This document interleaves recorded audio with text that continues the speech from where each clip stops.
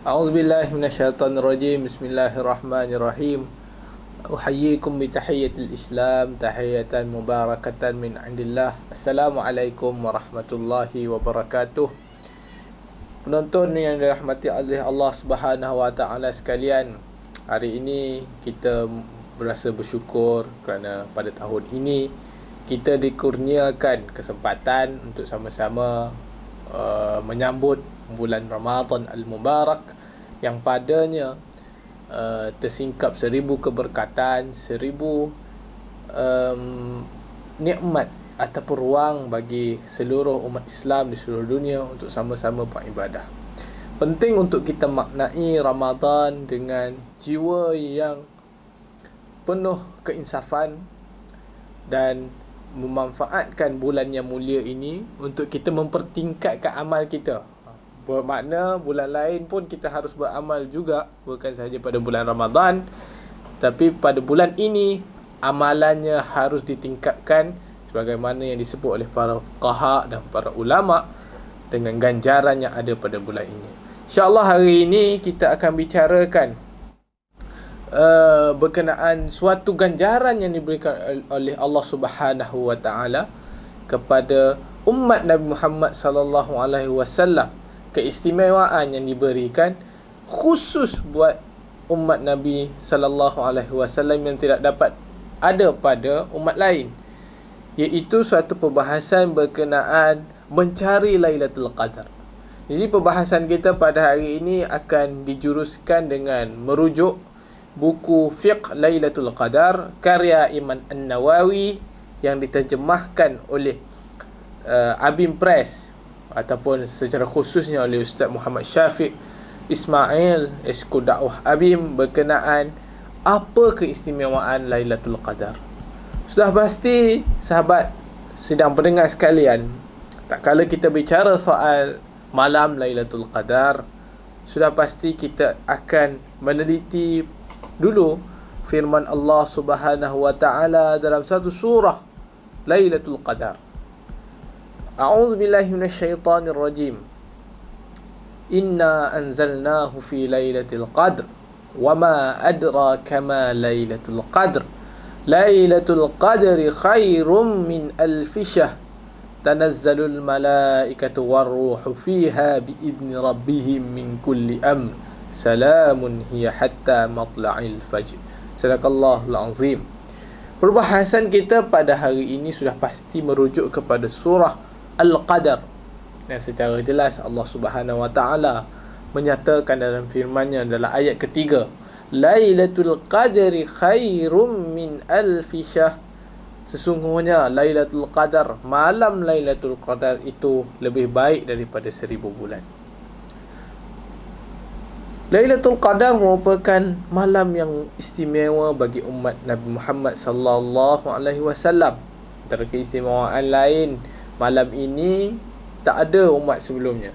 Justru kita harus rasa bangga, rasa berbesar hati bagi memanfaatkan ganjaran ataupun keistimewaan yang diberikan oleh Allah Subhanahu wa taala khusus untuk umat Nabi Muhammad sallallahu alaihi wasallam. Kita mulakan dengan pendapat yang masyhur berkaitan bulan ini. Sudah pasti kita rujuk kepada Imam Al-Mawardi yang menyatakan malam ini kemuliaannya agung. Berdasarkan perbahasan para fuqaha, keagungannya bagaimana? Ini yang kita ingin lihat, kenapa istimewanya dan agungnya malam Lailatul Qadar ini. Apa yang disebut oleh Imam An-Nawawi yang apabila Imam An-Nawawi memetik ayat Al-Quran surah Ad-Dukhan ayat keempat, fiha yufarriqu kullu amrin hakim. Sesungguhnya pada malam Lailatul Qadar itu kami menurunkan Al-Quran pada malam yang berkah, yang dijelaskan kepada malaikat tiap-tiap perkara yang mengandung hikmah dan tetap berlaku dan tidak berubah-ubah. Ini menunjukkan bahawa pada malam itu ditetapkan oleh para malaikat tugasannya pada tahun itu. Maknanya malaikat ni akan bekerja lebih pada malam Lailatul Qadar.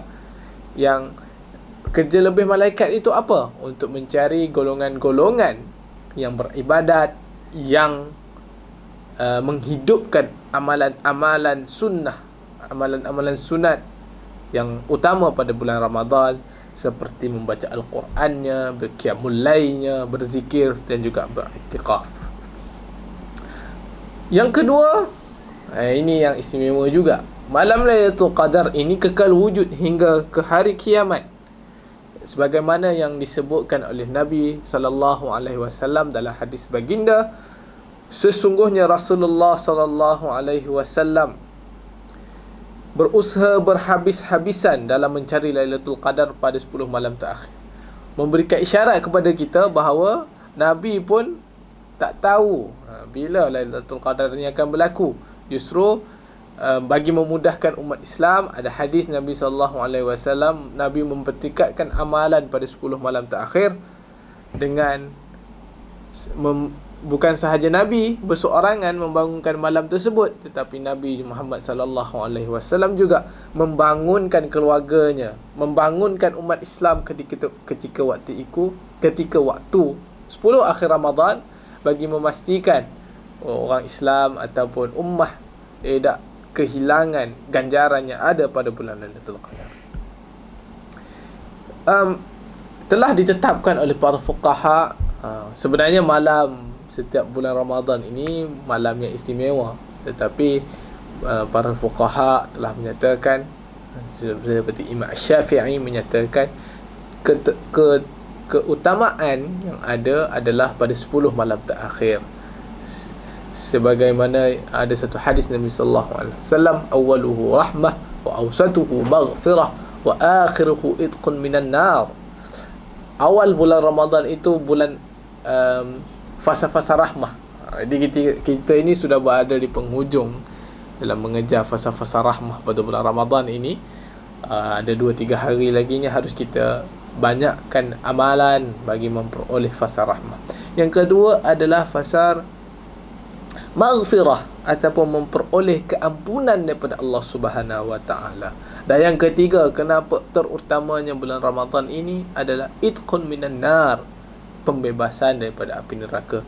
Kerana itulah harus sama-sama kita mewujudkan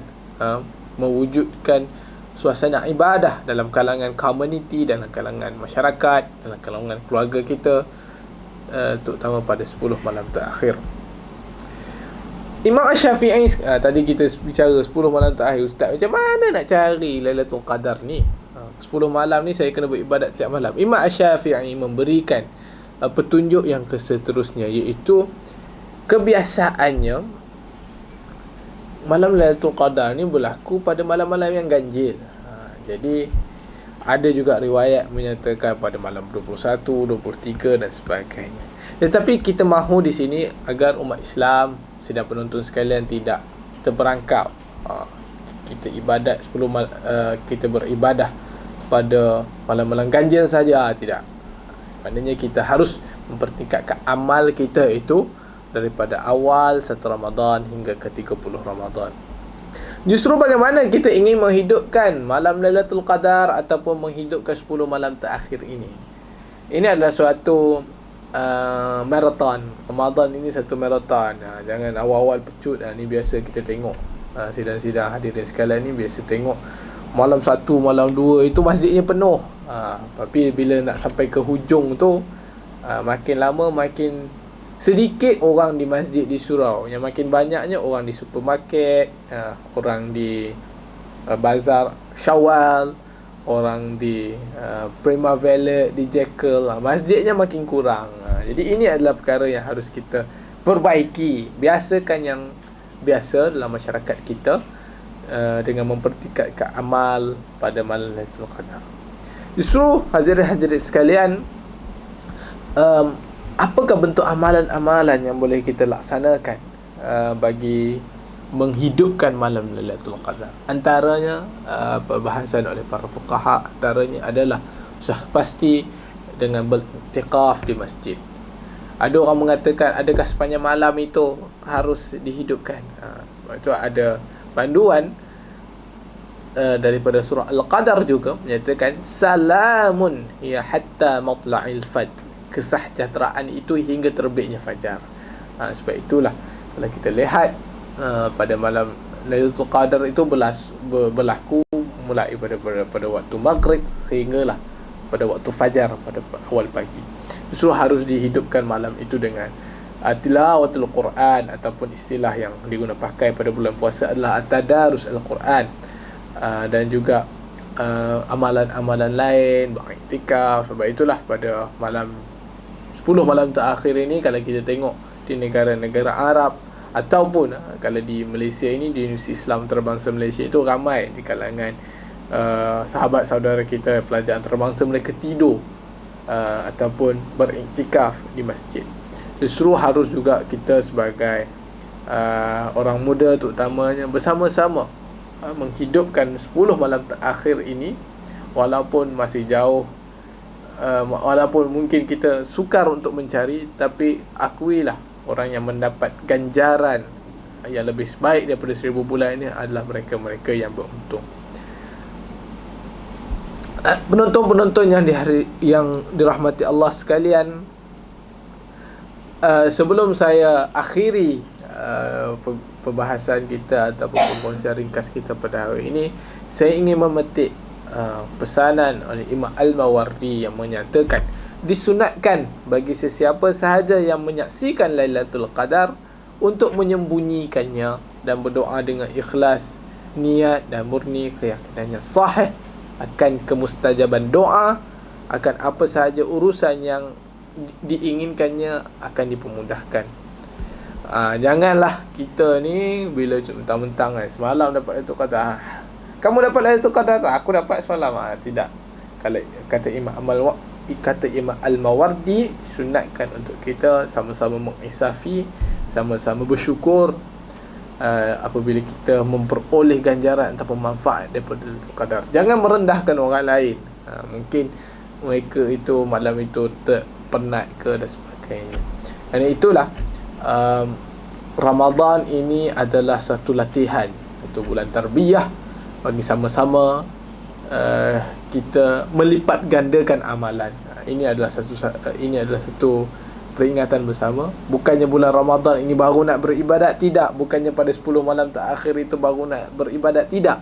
Tetapi bulan Ramadan adalah bulan untuk melipat gandakan amalan kita, sebagaimana yang telah kita lakukan pada bulan-bulan lain, sebagaimana yang demikianlah yang dipesankan oleh Syekh Syahid Dr. Yusuf Al-Qardawi yang menyatakan kun rabbaniyan wala takun ramadaniyan. Jadilah kamu orang yang rabbani, bukannya orang yang hanya beribadah pada bulan Ramadan. So para penonton sekalian, marilah sama-sama kita meningkatkan doa kita sebagaimana yang diajarkan oleh Nabi sallallahu alaihi wasallam. Allahumma innaka afuwun karim tuhibbun afwa fa'fu anna. Ini adalah doa yang diajarkan oleh Nabi sallallahu alaihi wasallam untuk digiatkan ataupun untuk diperhebatkan bacaannya pada bulan Ramadan, bagi memastikan kita lah tergolongan yang dikurniakan manfaat ataupun ruang untuk bertemu dengan Lailatul Qadar. Sebagai perakhirannya, bulan Ramadan juga adalah bulan yang terkenal dengan infak, sedekah dan sebagainya. Justru saya ingin menyeru pada sidang hadirin sekalian, sidang penonton sekalian, bagi sama-sama kita menghebatkan infak Ramadan di peringkat jamaah Wadah Abim dan BKPM. Pelbagai agensi menggerakkan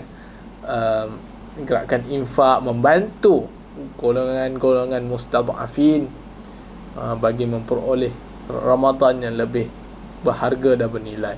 Justru saya dengan rendah diri, rendah hati menyeru untuk rakan-rakan sidang hadirin pendengar sekalian sama-sama menginfakkan infak 30 kepada Persatuan Kebangsaan Pelajar Islam Malaysia.